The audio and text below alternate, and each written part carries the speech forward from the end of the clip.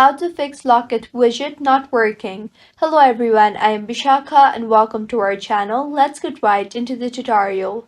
In order to fix Locket Widget not working, open the App Store on your device first and search for Locket Widget. Make sure the app is updated to its latest version for the app to function smoothly. Mine is showing open here, which means the app is up to date. If not, it would show update instead of open. Also, launch the Settings application on your device and tap on General and then on iPhone Storage. Scroll down and find the Locket Widget option and tap on that. You will see the option for Offload App. Go ahead and offload the app and reinstall the app again. Reinstalling the app will make sure that an updated version is installed, which will further fix the bugs in the app.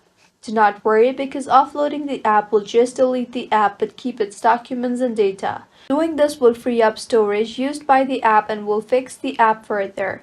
Now open the Locket Widget app again and log into your account and the app should be working just fine. If you find this tutorial helpful, do subscribe to our channel. Thank you for staying with us until the end.